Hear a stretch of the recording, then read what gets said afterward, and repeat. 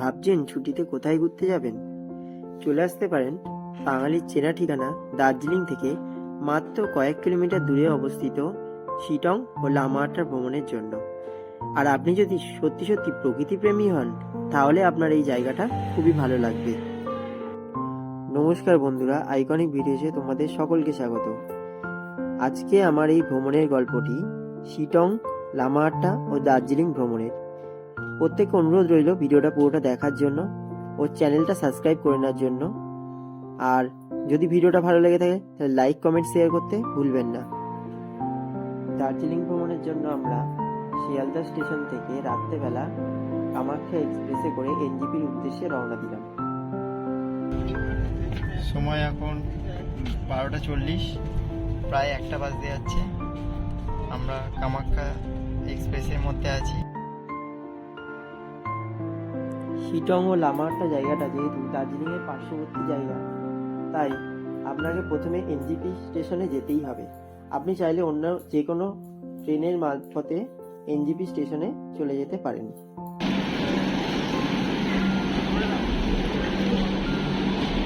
আমরা এখন এনজিপি স্টেশনে নেমে পড়েছি আর দাঁড়িয়ে আছি। এনজিপি স্টেশনে নেমে আপনাকে প্রথমে ওখান থেকে শিটংয়ে যাওয়ার জন্য একটি গাড়ি বুক করে নিতে হবে। আমাদের আগে থাকতে গাড়ি বুক করা ছিল, তাই স্টেশনের বাইরে সেই গাড়ি দাঁড়িয়ে আছে। আমরা এখন গিয়ে সেই গাড়িতে উঠবো। ফার্স্ট ডে এনজিপিতে নেমে আমরা গাড়িতে করে সোজা শিটংয়ের উদ্দেশ্যে রওনা দিলাম। যাওয়ার পথে কিছু সাইট সিইং দেখতে দেখতে যাব, তো ভিডিওটা দেখতে থাকুন।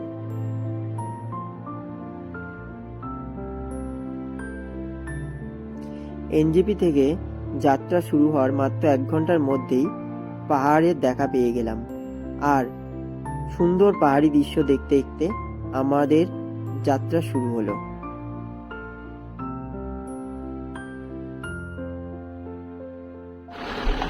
শিটংয়ের রাস্তায় ঢুকতেই বুঝতে পারলাম যে এখানে পাহাড়ি অঞ্চলটা কতটা বেশি দুর্গম। অন্যান্য রাস্তাগুলোতে তবু রাস্তা ছিল, কিন্তু শিটংয়ের রাস্তাগুলো খুবই খারাপ। তাই ভালো ড্রাইভার ছাড়া শিটংয়ের রাস্তায় জার্নি না করাই ভালো।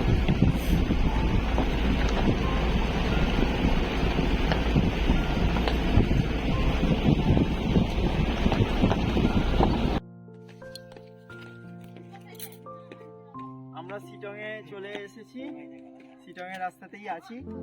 আমাদের হোমস্টেতে আমরা যাবো আর কিছুক্ষণের মধ্যে। চলো এই জায়গাটা একটু ঘুরে দেখে নেওয়া যাক।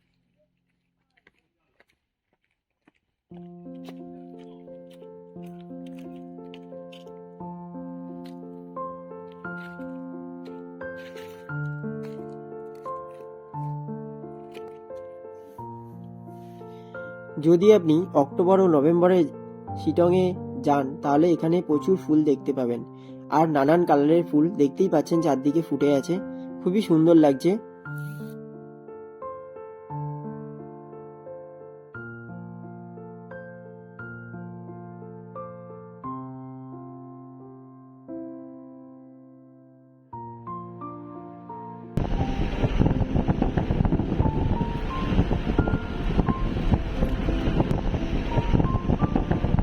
যে জায়গাটায় দাঁড়িয়েছিলাম এখানে একটু কিছু খেয়ে একটু সময় নিয়ে আমরা আবার রওনা দিলাম। কোথাও নেই, পুরো মিশে গেছে, একদম পাহাড় পুরো মাটিতে মিশে গেছে। সুপার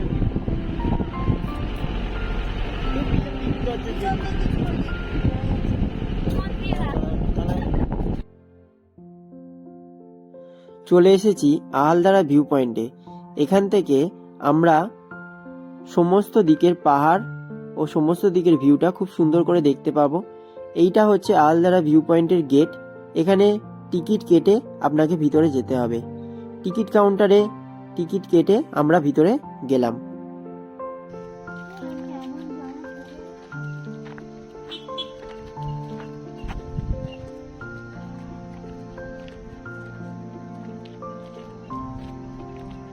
জায়গাটা খুবই সুন্দর।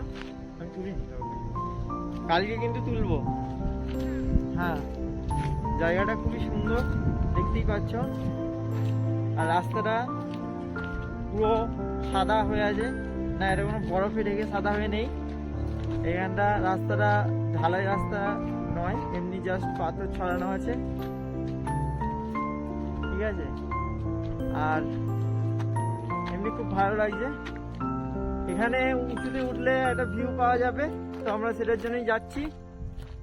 দেখা যাক উপরে কি ভিউ পাওয়া যায়। সুন্দর সুন্দর গাছ আছে চারদিকে, গাছের মধ্যে কি রকমের একটা ফল টল হয়ে আছে, পাতাগুলো লাল লাল হয়ে যাচ্ছে শুকোনোর পরে।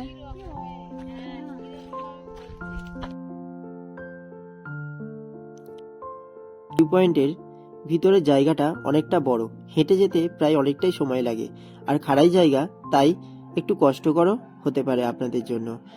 তো পথে যেতে যেতে এখানে অনেক দোকান আছে, আমরা এই দোকানটার থেকে চা খেলাম, খুবই সুন্দর করেছে। আহালদারা আরও একটি জিনিসের জন্য বিখ্যাত, এখানে অনেক ঔষধি গাছ আছে। এই জায়গাটার মধ্যে প্রচুর রকমের ঔষধি গাছে ভর্তি বাগান আছে।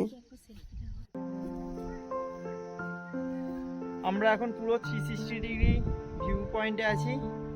এখানে চারদিকে অসাধারণ দৃশ্য দেখা যাচ্ছে, পুরো চারদিকটা পাহাড়ে ঘেরা। আর ভিডিওটা আমি আলাদা করে দিয়ে রাখলাম সব দিকের, বিশেষ করে এইখানে এই যে নদীটা দেখা যাচ্ছে, এই নদীটা পুরোপুরি আকাশের সাথে মিশে গেছে, মানে নদী আর পাহাড় আর আকাশ পুরোপুরি মিলিয়ে গেছে। আহালদারা ভিউ পয়েন্ট থেকে বেরিয়ে আমরা নামথিং পোখরির উদ্দেশ্যে রওনা দিলাম। আমরা চলে এসেছি নামথিং পোখরি জায়গাটাতে। এটা খুবই সুন্দর একটা জায়গা। শোনা যায় এই জায়গাটাতে একটা পন্ড আছে, মানে আমরা যখন এসেছি এখন প্রায় শুকিয়ে গেছে, শীতকাল, অন্য সময় হয়তো জল থাকে। তো ওই পন্ডটার মধ্যে অনেক স্যালামেন্ডার আছে, আমরা তো দেখতে পেলাম না, কিন্তু জায়গাটা খুবই সুন্দর, একটা জঙ্গল মতো। আমরা এখন যে ভিউ পয়েন্টটায় এসেছি, এই ভিউ পয়েন্টটা খুবই সুন্দর, পুরো একটা জঙ্গলের মধ্যে দিয়ে আমরা যাচ্ছি। আর জায়গাটা অসাধারণ সত্যি, পাহাড়ি এলাকা, পুরো বড় বড় গাছ চারদিকে। এই রাস্তাটা দিয়ে সোজা ওপরে উঠলে ওপরে একটি শিব মন্দির দেখা যায়। আর এই জায়গাটা খুবই সুন্দর, জঙ্গলের মধ্যে দিয়ে সূর্যের আলো যখন চোখে লাগছে তখন প্রায় অপূর্ব দৃশ্য মনে হচ্ছে।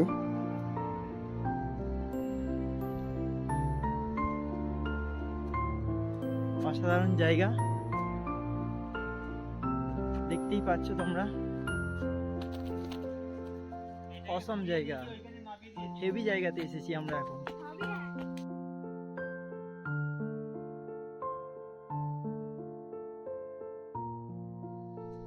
সত্যি হেভি জায়গাতে এসেছি আমরা এখন। এই ভিউ পয়েন্টটাও সুন্দর, দেখতেই পাচ্ছ তোমরা চারদিকটা।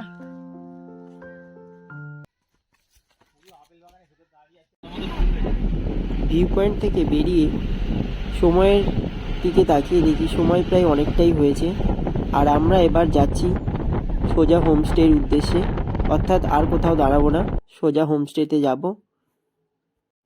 এরকম অফবিট জায়গায় থাকতে গেলে আপনাকে কোনো হোটেল নয়, হোমস্টেতেই থাকতে হবে। আর এই সমস্ত হোমস্টেগুলোতে অনেক সুন্দর লাগবে আপনার, কারণ এইগুলো এখানকার মানুষজন যারা এখানে থাকে তারা বানিয়ে রেখেছে, এবং ট্যুরিস্টরা এসে ওখানে থাকতেও পারে, সেইভাবে করা। তো হোমস্টে অনেক রকমের আছে, অনেক হোমস্টেতে অনেক ভালো ফেসিলিটি অনেক বেশি থাকে, অনেক হোমস্টেতে ফেসিলিটি কম থাকে। যাই হোক, হোমস্টে অনুযায়ী আপনার ভাড়া হয় পার ডে হিসাবে এবং পার হেড হিসাবে। আমরা আজ যে হোমস্টেতে এসেছি, ইনি এই হোমস্টের মালিক, ইনি আজ আমাদের একটি গান শোনাবে এখানে। তো এনার গান শোনার সাথে ডিনার করতে করতে আমাদের আজকের দিনটা শেষ হয়। আর কালকে অর্থাৎ ডে 2-তে অনেক কিছু আকর্ষণীয় অপেক্ষা করছে আপনাদের সকলের জন্য। তো ডে 2 এর ভিডিওটার জন্য আশা করছি আপনারা আমাদের এই ভিডিওটা লাইক করে আমাদের পাশে থাকবেন।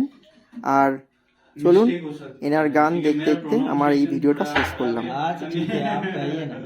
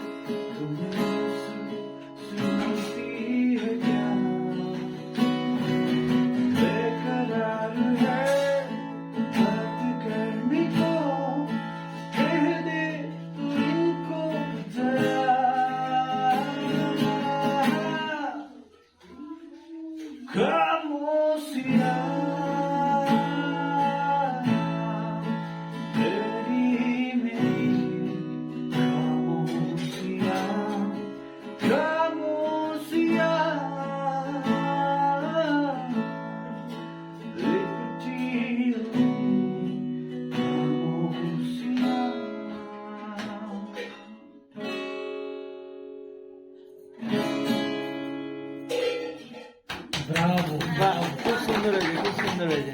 ঠিকঠাক হ্যাঁ ঠিকঠাক, একদম ঠিকঠাক হয়েছে।